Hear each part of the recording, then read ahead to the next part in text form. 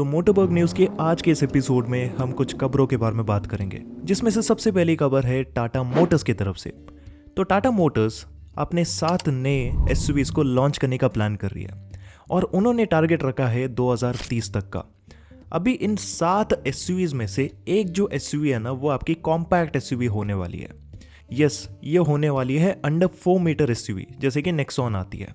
तो रिसेंटली इस गाड़ी का टेस्ट म्यूल हमने इंडियन रोड्स में देखा था और डिज़ाइन वगैरह तो ज़्यादा समझ में नहीं आ रही है। वैसे लोग इसको बुला रहे हैं एज दी टाटा स्कारलेट, लेकिन इसका एक्चुअल नाम क्या होगा वी रियली डोंट नो। जो भी हो, गाड़ी देखने के अंदर काफ़ी ज़्यादा बॉक्सी लग रही है, लेकिन इस गाड़ी के एक्चुअल लुक्स कैसे होंगे इसके बारे में किसी को नहीं पता। आजकल यूट्यूब पर या फिर बहुत सारे वेबसाइट्स में AI रेंडर्स दिखाकर लोगों का काटा जा रहा है, तो इसलिए आप थोड़ा सा केयरफुल रहो। इस फोटो के अलावा और कोई भी इन्फॉर्मेशन नहीं है, बस इतना ही पता चला है कि ये गाड़ी आपके नेक्सॉन से ज़्यादा प्रीमियम होगी।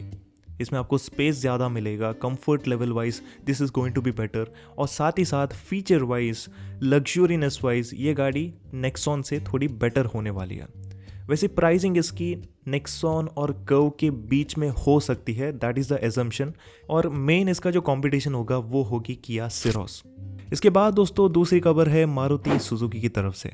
तो फाइनली मारुति ने अपने बलिनो और अर्टिगा के अंदर स्टैंडर्ड 6 एयरबैग्स देने का फैसला किया है।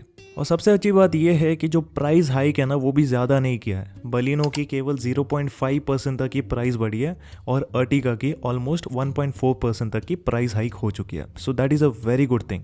इसके बाद जो तीसरी खबर है वो है टाटा मोटर्स की तरफ से अगेन।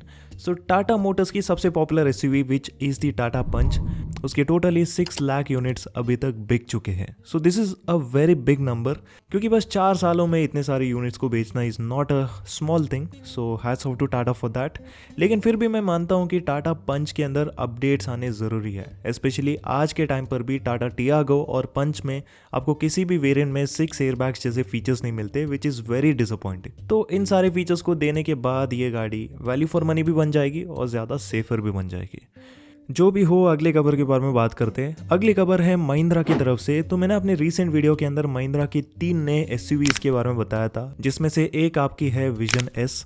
सो विजन एस का एक नया टीज़र आ चुका है, जहाँ पर आप इसकी कुछ झलक देख सकते हो। वैसे गाड़ी देखने के अंदर तो भाई काफ़ी ज़्यादा फ्यूचरिस्टिक लग रही है, और अगर आपको पता नहीं तो इसका दोनों इलेक्ट्रिक एंड आइस वर्जन जो है ना, वो आपको प्रोडक्शन में देखने को मिलेगा।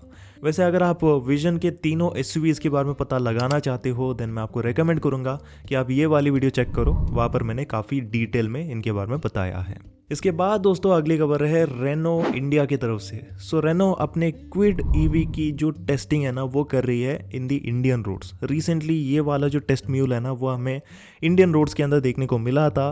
तो इससे ये तो स्पष्ट हो जाता है कि ये गाड़ी इंडिया के अंदर तो लॉन्च हो सकती है, लेकिन कितने प्राइसिंग के अंदर होगी इसके बारे में ज़्यादा मुझे श्योरिटी नहीं है। वैसे अगर इस गाड़ी का थोड़ा सा आपको बैकग्राउंड दूँ तो बाहर के देशों में ये डाशिया स्प्रिंग ईवी के नाम से बिकती है, एंड डाशिया स्प्रिंग बेसिकली आपका रेनो क्विड है, just with different name tag. So बाहर के देशों में जो स्प्रिंग ईवी है ना, काफ़ी ज़्यादा पॉपुलर है, काफ़ी सस्ते प्राइस पर आपको ये गाड़ी मिलती है, and the best thing is this is actually quite value for money. इस गाड़ी के अंदर आपको टोटली 225 किलोमीटर्स की रेंज मिलती है। टॉप स्पीड इसमें आपको 125 km/h की मिलेगी, और 0 to 100 की स्पीड ये 19.2 सेकेंड्स में कर सकती है, which is not very fast, लेकिन सिटी पर्पज़ के लिए I guess this speed is more than enough.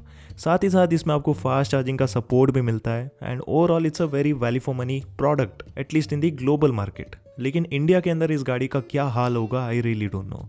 अगर इस गाड़ी की प्राइस अराउंड 7 लाख से शुरू होगी, देन मे बी ये काफ़ी अच्छे नंबर्स में बिक सकती है। जो भी हो, देखेंगे कि रेनो के क्या प्लान्स है। बाकी अगर आपको इस गाड़ी के रिलेटेड और भी ज़्यादा इन्फॉर्मेशन चाहिए, देन ये वाली वीडियो आप चेकआउट कर सकते हो, जहाँ पर मैंने सारी चीज़ें इस गाड़ी के रिगार्डिंग डिटेल में बताई है। इसके बाद दोस्तों इस एपिसोड में जो आखिरी खबर है वो है विनफास्ट की तरफ से।